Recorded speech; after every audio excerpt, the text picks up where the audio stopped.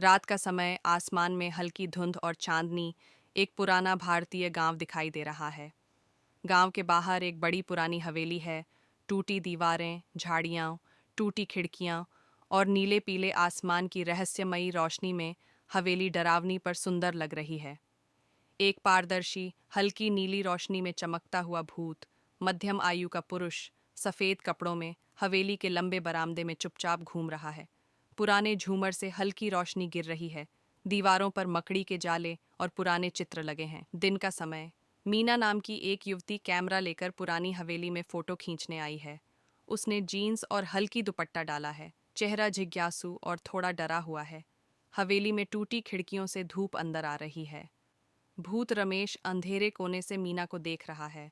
उसके चेहरे पर हल्की मुस्कान है। मीना कैमरे से दीवारों की तस्वीरें खींच रही हैं। उसे एहसास है कि कोई उसे देख रहा है। माहौल रहस्यमय पर भावनात्मक है। हवेली के गलियारे में मीना डरकर भाग रही है। पीछे हवा का झोंका और हिलती पर्दे हैं। रमेश उसे रोकने की कोशिश नहीं करता, बस उदास होकर उसे जाते हुए देखता है। चारों ओर हल्की नीली भूतियां रोशनी है। तेज बारिश हो रही है। आसमान में बिजली चमक रही है। हवेली के अंदर मीना भीग कर आई है और छत से पानी टपक रहा है। कमरे में हल्का दिया जल रहा है, जिससे दृश्य गर्म और सुकून भरा लग रहा है।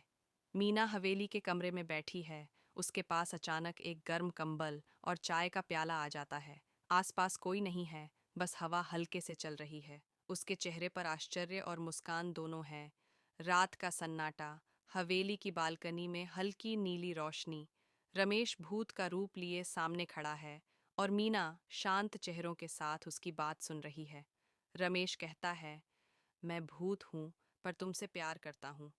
मीना मुस्कुराते हुए रमेश से कहती है, प्यार दिल से होता है, रूप से नहीं। उसके चेहरे पर सच्चाई और भावनाओं की चमक है। रमेश की आंखों में खुशी और आंसू दोनों हैं। रात की चांदनी में हवेली का बरामदा। रमेश और मीना साथ खड़े हैं। मीना की ओर हल्की सुनहरी रोशनी पड़ रही है और रमेश नीली रोशनी में चमक रहा है। दोनों के बीच हवा में एक अद्भुत शांति और प्यार का एहसास है। हर रात हवेली में मीना और रमेश बातें करते हुए दिख रहे हैं, कभी बालकनी में, कभी पुराने बगीचे में। उनके आसपास जुगनू उड़ रहे हैं, चांदनी बिखरी है और हवेली अब डरावनी नहीं, बल्कि शांत और प्यारी लगती है।